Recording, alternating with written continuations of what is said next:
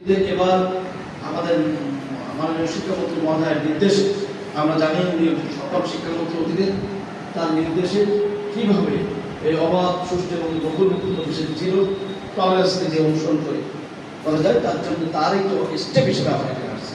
কিন্তু আপনাদের কাছে অনুরোধ থাকবে এটি আপনারা ছাত্রছাত্রীদেরকে কোনোরকম প্যানিকের সৃষ্টি না হয়।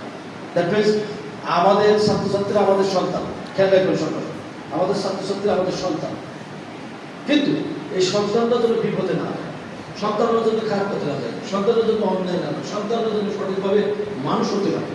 এই মানুষ হিসেবে গড়ে তোলার জন্য আমরা কারিগর হিসেবে যে দায়িত্ব পালন করা দরকার সেই দায়িত্ব অংশ হিসেবে আমরা এখানে আসছি।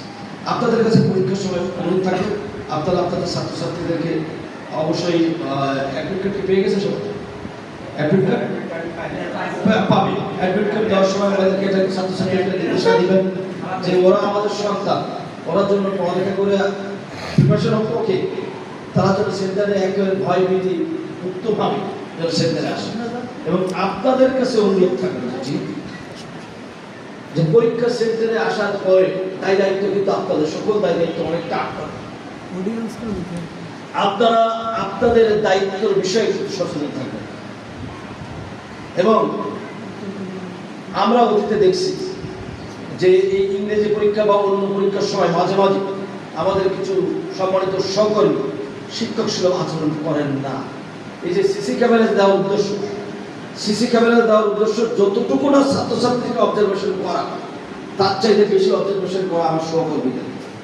কারণ ওই সহকর্মীরা অবশ্য আমরা দেখি পরীক্ষার হলে যাওয়ার পরে রুমের ভিতরে চলছে কথা, তখন আমার সহকর্মীরা চিন্তা এই কথাটা চুপ চুপ। আপনার কাছে অনুরোধ থাকবে, আমি কিন্তু শিক্ষক, prevention is better than nothing. আপনি ওই যে ফার্স্ট 15 মিনিট, এই ফার্স্ট 15 মিনিটে যদি আপনি কন্ট্রোল করতে পারেন, টোটাল রুট ঠান্ডা, ওই 3 ঘন্টা ঠান্ডা। কথা বলার সুযোগ দিবেন না, কোনো প্রকার মাথা ঘোরানোর সুযোগ দিবেন না। এই প্রথম 15 মিনিট শুধু একটা জিনিস খেয়াল রাখবেন, যদি কোনো আমাদের সম্মানিত সহকর্মী কোনো কাজে